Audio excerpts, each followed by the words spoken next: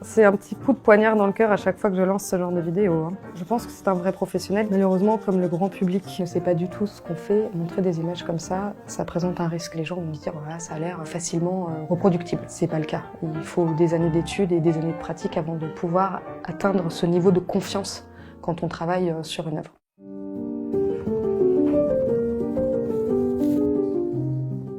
Bonjour, je suis Raphaëlle Rosini, conservatrice-restauratrice de peinture. Quand les interventions sont réalisées par des amateurs, effectivement, il y a un risque de faire n'importe quoi. Et les exemples sont nombreux puisque ça fait le buzz sur Internet assez régulièrement. Les gens font bien ce qu'ils veulent avec leurs œuvres. On est toujours là pour les conseiller, il n'y a pas de problème. Si vous voulez garder votre œuvre dans la cuisine et qu'elle prenne le gras, tant pis. Ça m'est déjà arrivé. Et c'est dans la cuisine au-dessus de la gazinière. Ah, c'est un très bon endroit pour mettre un tableau, oui, oui. Quand on reçoit une œuvre, on fait un diagnostic, comme un médecin en fait. Ça permet de déterminer les matériaux qui ont été employés et ensuite on essaye de voir quelles sont les altérations.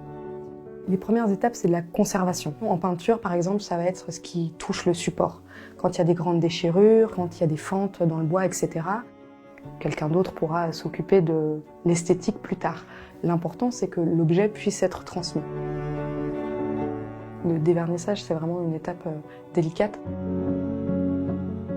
Je passe un mélange de solvant qui a dissous le vernis. Je fais attention que ça ne retire pas de la couleur. Et donc du coup, il faut qu'on puisse maîtriser les procédés chimiques. On a une formation scientifique assez solide. J'ai oublié beaucoup de choses parce qu'on ne se sert pas de tout au quotidien. On ne revient pas à l'atome systématiquement. Eh bien, je ne suis pas du tout satisfaite de la consistance du gel. La lacune, c'est une perte d'adhérence entre différentes couches. C'est-à-dire qu'il y a un trou, donc il va falloir le combler avec des mastiques adaptés à la couche picturale. Et par la suite, on peut faire la réintégration colorée, c'est-à-dire qu'on va venir avec des couleurs spécifiquement développées pour la restauration sur le mastic et qu'on puisse relire la composition. Ça peut prendre 2 heures comme ça peut prendre 6 mois en fait. Ça dépend de la complexité de l'intervention, du format de l'œuvre. L'objet d'origine, il a vieilli. Les matériaux ont vieilli, les couleurs ont vieilli. On peut toujours essayer de s'en rapprocher, mais il n'existe plus. Nous, a priori, on n'est pas là pour dénaturer les œuvres. On cherche plutôt à comprendre l'intention de l'auteur. Après, est-ce qu'il faut savoir peindre? Il n'y a pas besoin. C'est-à-dire que c'est bien de maîtriser quelques techniques, mais quoi qu'il arrive, on n'est pas artiste et on ne reproduit pas les gestes de l'artiste. Mais c'est bien de savoir comment ils ont fait.